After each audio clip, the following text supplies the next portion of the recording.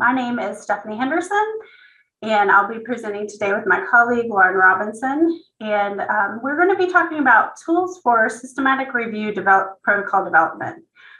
And basically, what we're going to go over today is a new systematic review guide. So we currently have a guide on our site. It's linking to the new guide, but we had an older guide that we have redone, and we made it more active and user-focused. And then we also created a tool within DMP tool for a protocol template for systematic and scoping reviews. So those are the two things that we're going to review today. I just want to give a plug for our next workshop. This will be our final workshop for the spring, and it is on April 26th at noon, and it's Elevate Your Research. So you'll be learning about tools like ORCID ID, Google Scholar Profiles, selected work updates, and more. And there's a link to register. I think Annabelle's going to drop that in the chat for us. Okay, so now we're just going to do, instead of using a PowerPoint presentation, we're just going to go live to the guide, and we'll work from that. Let me stop sharing and pull up the guide.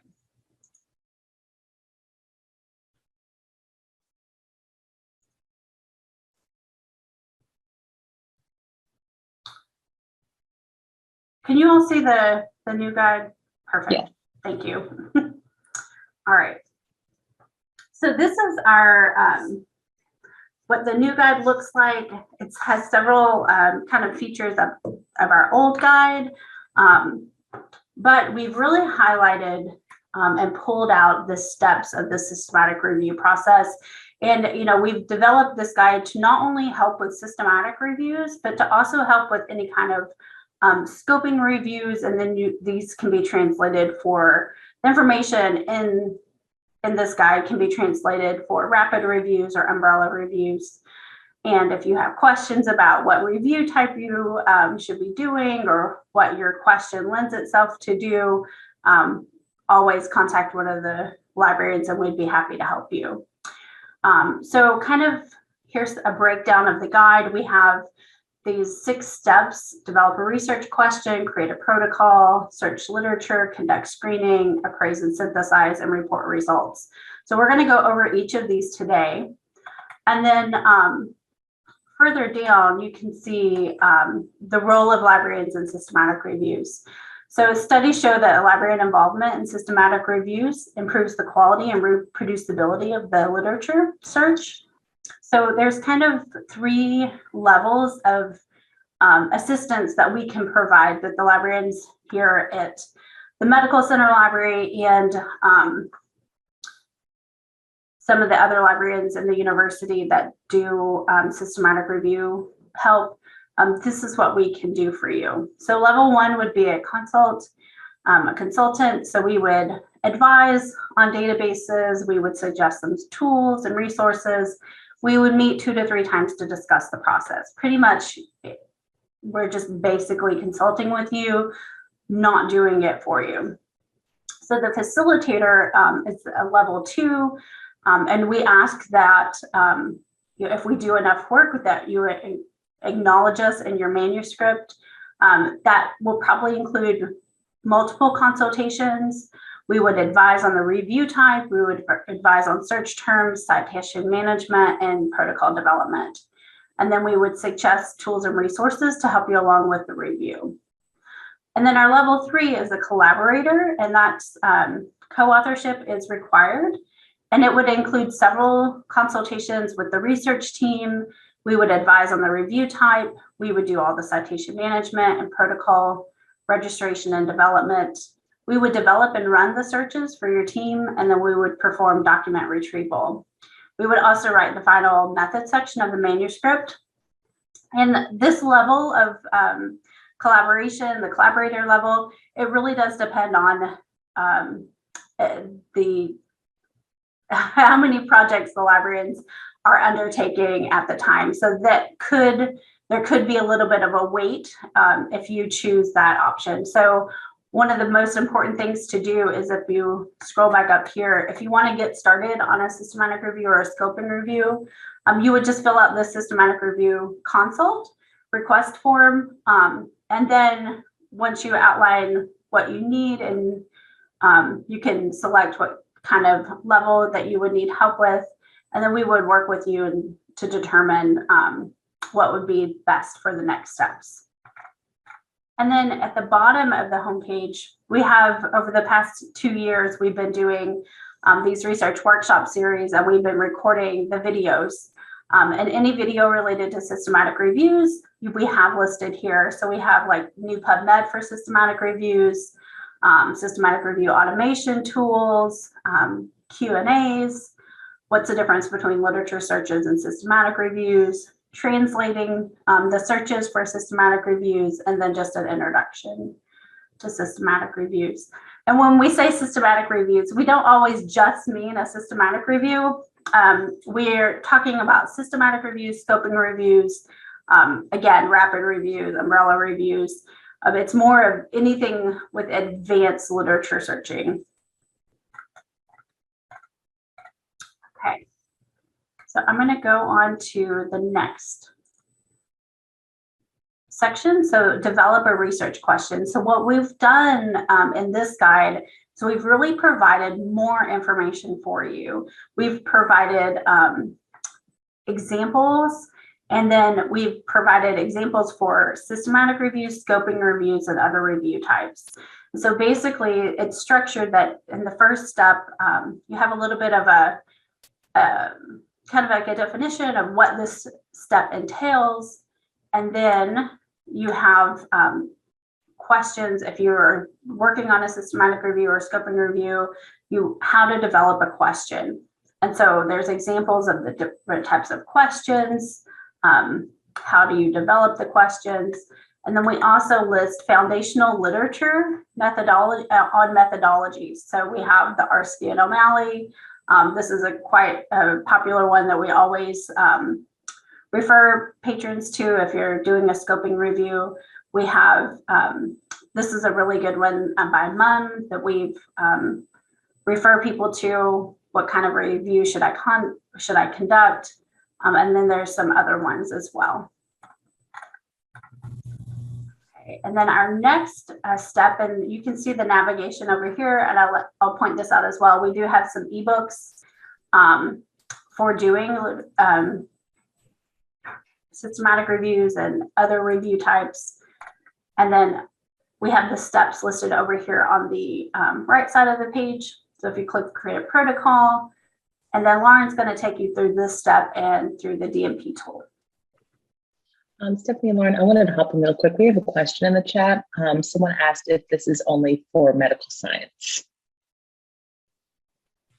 No, so it's not just for health sciences. So depending on what area your liaison is, what subject area are you working with? So if it's psychology, social work, sociology, we have a liaison that does reviews for that area. If you're working with agriculture, we have liaisons that will help with that too. What's your subject area?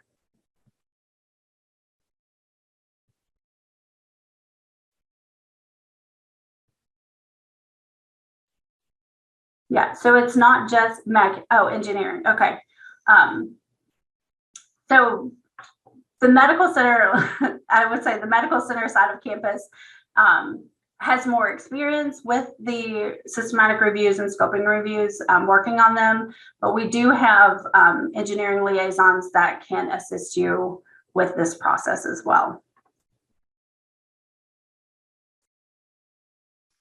Okay.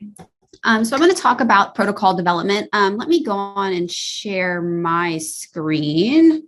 Do you mind stopping your share, Stephanie? Thank you. Okay.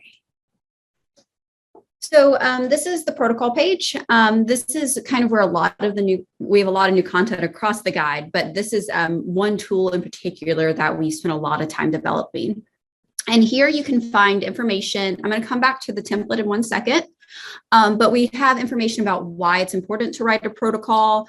We link to some examples that some of us have authored. And we also talk about the difference between registering and publishing here. So, the difference between a registration might be through Prospero or Open Science Framework, while publishing it would actually go through a peer review process. And these can happen separately, or they can happen on the same review. But you always want to at minimum register your protocol. And we also provide links to different tools where you can register your protocol based off your discipline, also based what type of review you're doing. Like Prospero will only take systematic reviews. Open Science Framework will take any type of review, whether it's a rapid review, an umbrella review, a scoping review, or whatever it may be. And then we also have some options on where to publish it. A protocol. There's not many journals publishing protocols at this point, but there are a few, and we do list 2 here. And then we provide some standards and guidelines on the different resources available for protocol development, including Prisma. And you will hear about Prisma throughout this presentation, but they specifically have an extension on protocol guidance and what is required to be reported in a protocol. And the reason that's really important is because we developed this brand new tool using DMP tool. You might be familiar with it if you've written a data management plan. It's a tool available to anyone here at UK. And you can actually log in, select whatever data management plan you're trying to write based off your grant funder, and answer questions. We have designed starting a review template inside a DMP tool. And so we kind of repurposed the tool that we already had. So I'm going to show you all that, but I just want to note that you have to log in first to DMP tool. So you'll want to log in first by clicking this link, and you'll log in using your university email, and then it will take you to the UKY Link Blue login. I'm already logged in, so it popped me in, but you'll go in and you'll put in your Link Blue information, and then you'll be logged in here. Then you can go back to the guide, and then you hit start a review. And the reason you have to do that is because this review has been developed in our customized template, so you just have to be affiliated with UK to use it. So it's going to automatically say, would you like to create a plan once you're logged in? So you're going to hit yes. It's going to develop it for you. And then we've developed this entire template based off the Prisma guidelines. So we've really focused it on systematic reviews and scoping reviews because those are the requests we see the most of. But the questions are very similar no matter what type of review you're looking at. And we do provide links back to the guide. So here you can see that I'm going to name this one. I'm just going to name it test for now. Plan for a protocol. You'd want to name this something that makes sense to you and your team. You can add collaborators here. Go to collaborators, you can add additional people, and you can give them editor rights, you can give them co-ownership rights, or just make it readable. And then so this is kind of where all the meat of the protocol lives. So this administrative information, again, is based off Prisma. It's going to give you a title. We give you some examples with a protocol. You want to make sure you're putting a protocol in your title because sometimes the title of your protocol might be the same as your manuscript. So you want to distinguish the two. And that's important because you'll want to cite your protocol in your final manuscript once you've completed your review. And as you can see, there will be questions over here on the left. You'll type in some information here. And then you'll hit save, and then it will add that to your final PDF. If you're going to register it, where are you going to register it? I'm sorry. And then as well as like the different authors, you'll want to make sure you put all of the author information, their affiliation, and anything about them.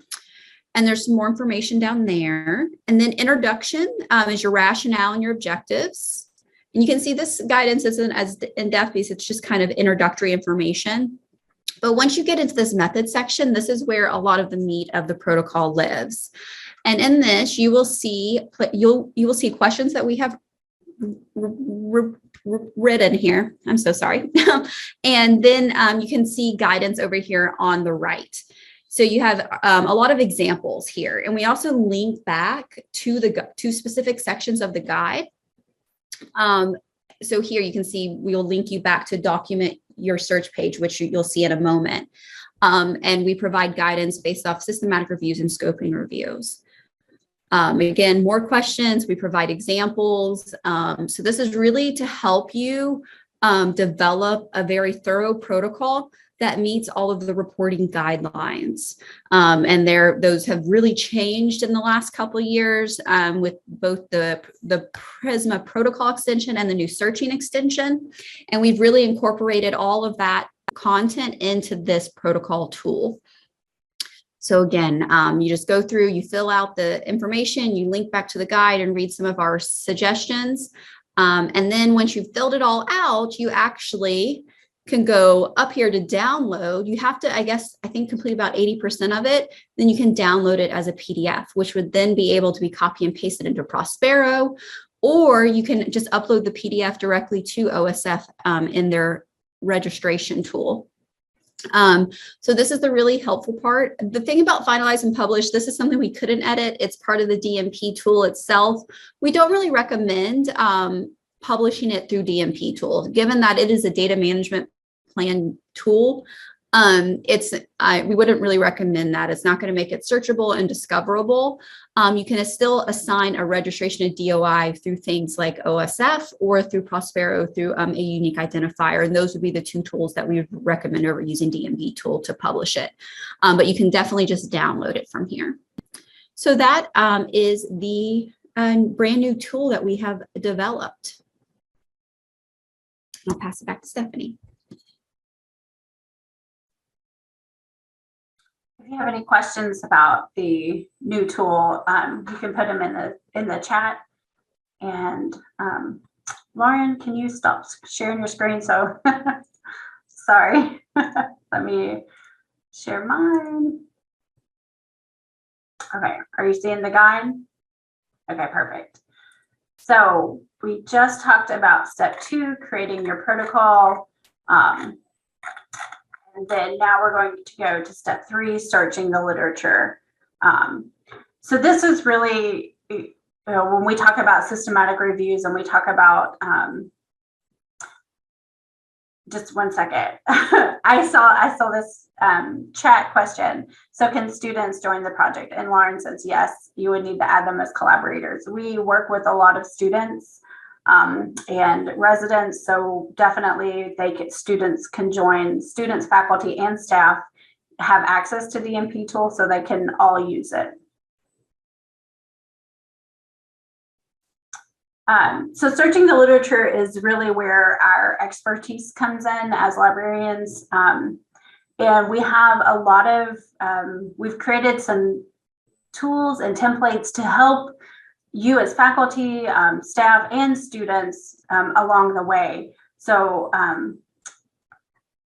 this is kind of like the meat of your review. So if your search for your review is not a good search, then you are not going to get good data and your review is not going to be very good. So this is kind of, this is really the most important part, the most important step. So we really want you to understand how to do it. And if you have questions, you can look at the guide. And if the guide can't answer your questions, then we want you to come to us for assistance. So in the document your search, we have links to the Prisma S, which is a statement for literature searching. We really follow as librarians, it's not as librarians, as anyone who's undertaking a review like this should follow this searching, the Prisma searching standards. So there's standards for reporting the searching methods for a review, and we follow those. Anyone who's doing a review should follow those as well. And the Prisma S is not just for health sciences, it's for everything, every discipline. And we have some instruction here for encouraging you to create accounts for my NCBI for PubMed or my EBSCO for CINAHL to save your search results. We have a search strategies documentation template, and that will help you record essential information in accordance with the Prisma searching extension. We also have the link here to the Prisma 2020 flow diagram. If it's been a few years since you've done a review, or there was an old diagram and now there's a new one. So, kind of all these things get updated regularly. And then this Shiny app tool allows you to fill in your Prisma flow diagram online. So there's definitely more tools available now that we've linked to and more guidance. And then this databases coverage table.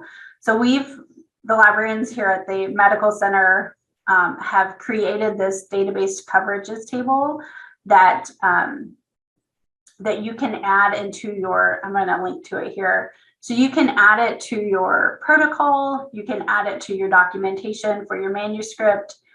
It includes the vendor name, the database name, and the coverage start dates, which is all required according to the Prisma searching extension guidelines.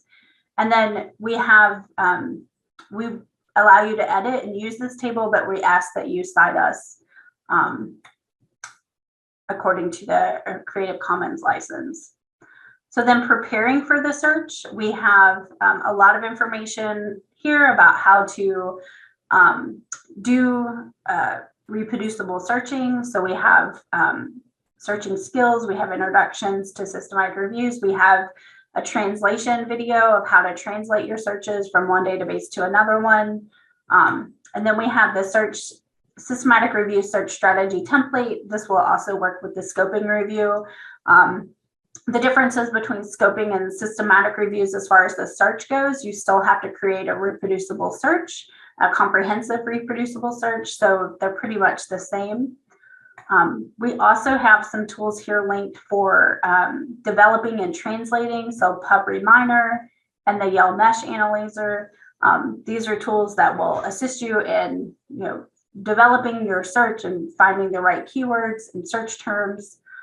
And then we have a little bit of information about gray literature. So gray literature would be things like clinical trials, reports, conference proceedings, policy literature, newsletters, government documents. All of those are gray literature. And we have a few resources here that will help you search the gray literature. And then here is our list of databases for reviews. These are kind of some of the common ones that we typically use when we're doing reviews. Obviously, if there is one that you're familiar with, that your literature would be published in, that is not listed here, you always want to consult with your librarian to discuss what is the best database for my topic. So it really is, this is just a general list, but you really want to have that conversation of which ones would you recommend based on my topic. And then we have some learning about Prisma and other guidelines. So again, we have, your Prisma guidelines are your minimum set of standards for reporting your search.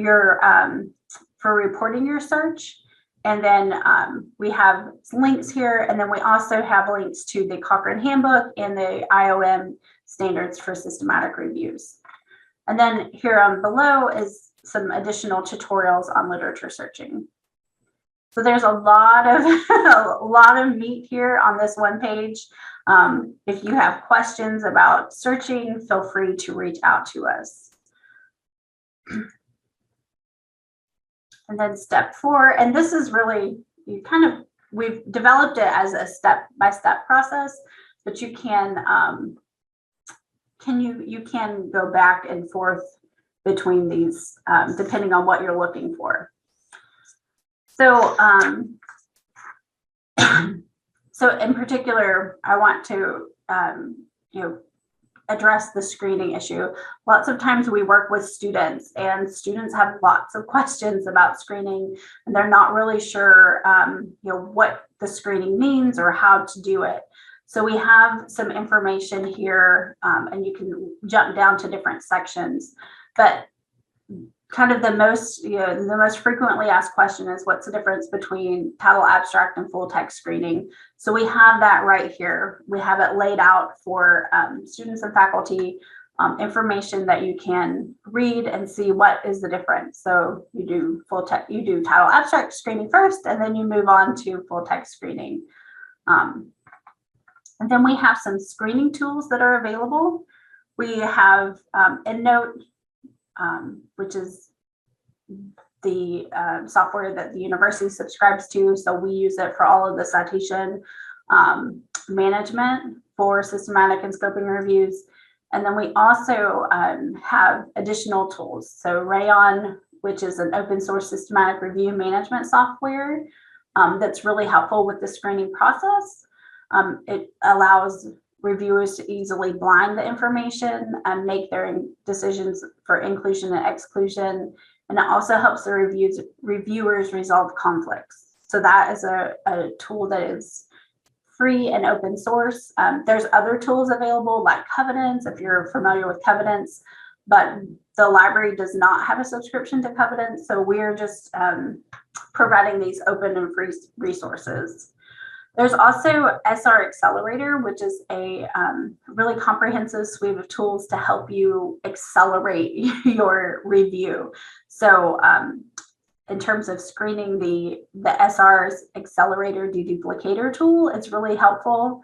And then there's some other tools for SR Accelerator, but those are for not really for the screening process, but this is a great one. Then we have deduplication, which is the SR Accelerator, which is really, really nice. We have, once we've figured out and learned about it, we've really all started using it. It's more sensitive than EndNote. It has commonly quicker deduplication process than EndNote. It really is a lot better than EndNote.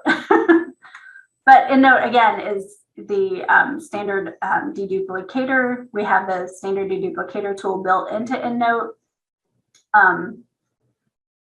And the one thing that would be nice about EndNote is that you could just do all of your citation management and deduplication together. So some other tools, go ahead. I was going to say, I would throw in that I use them together. I think EndNote is a really good complement to SR Accelerator. So I kind of use both tools. It's not really, it doesn't have to be an and or. Yeah, I would say so too, because I realized when I said that, I'm like, well, I do everything in EndNote, that take it to SR Deduplicator, and then I bring it back to EndNote. So yeah, they're really complementary.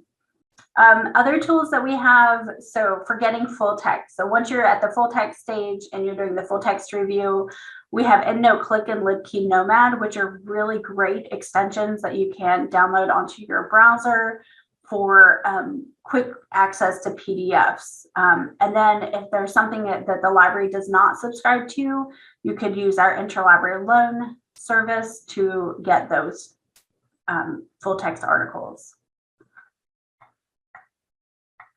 And then we have, Lauren, do you want to talk about data assurance? REDCap? Yeah, of course. Yeah. So we have some information here about REDCap. This is really helpful to people who are doing really large systematic reviews or any type of large review because it helps with your data assurance. There was some students I was working with that were looking at prospective data. So they had thousands and thousands of citations they had to go through and multiple reviewers. So they actually set up a REDCap instance so that they could make sure they were collecting and outputting the exact same data from their full text review. So it's available here at UK. If you are funded by a grant, I believe they ask for you to put that grant number in. But other than that, it's been freely available for us to use. We are, again, the library is not the one who services it, but it is available to everyone. I actually found this tool that was created by MSKTC, and it actually talks about how they use REDCap for systematic reviews. So it's not really a place for like data management long term, but it's a really good tool for assuring your data when you're exporting a lot of different variables from your different citations. So it could be used for systematic reviews, scoping reviews, whatever type of review you may be looking at. And if you have questions about using it for that, just let us know. We'd be happy to help.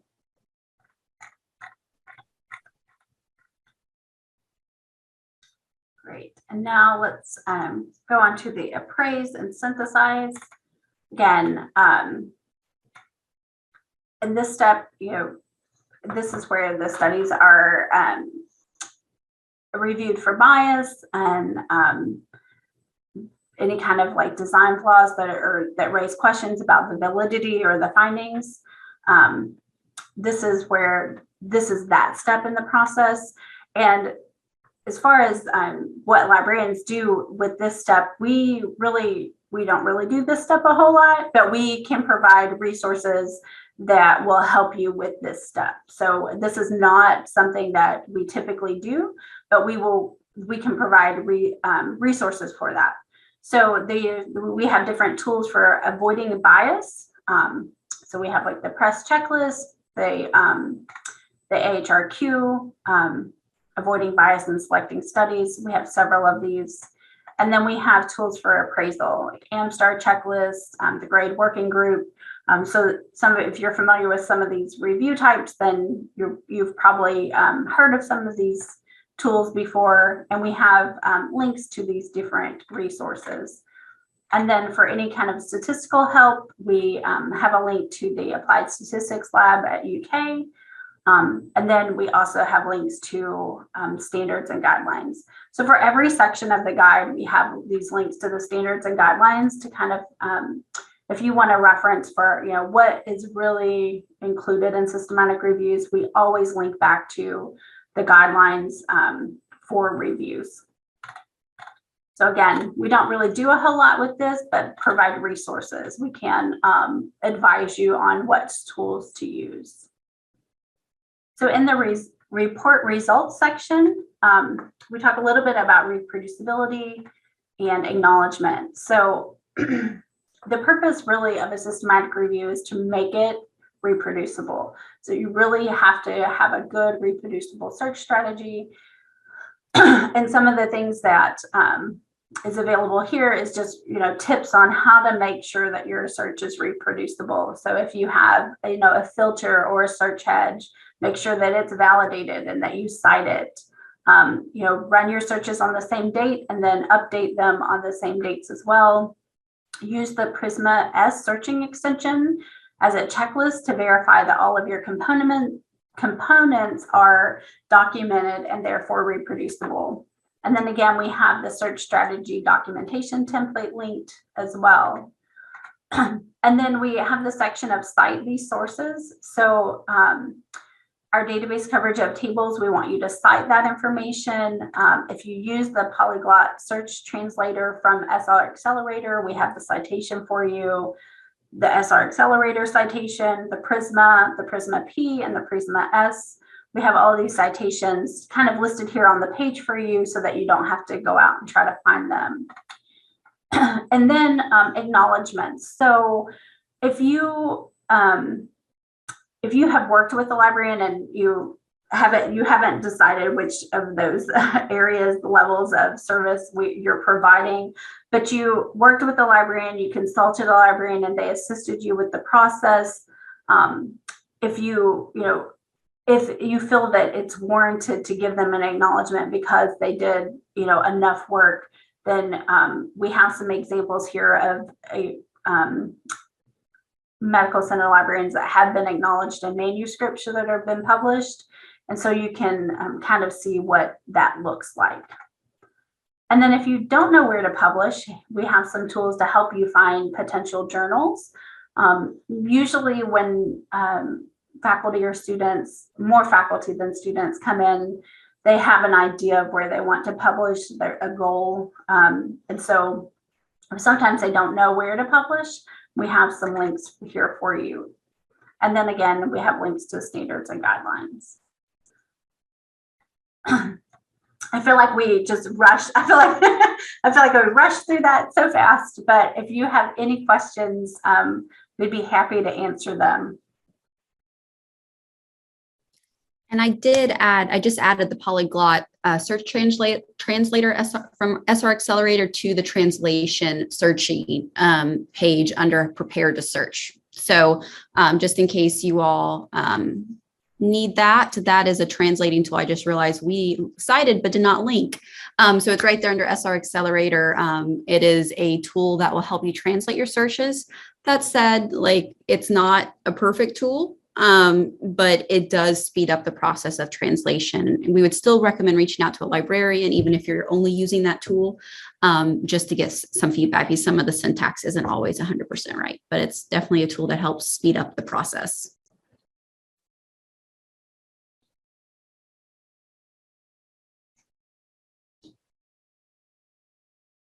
Thank you, Lauren, for linking that.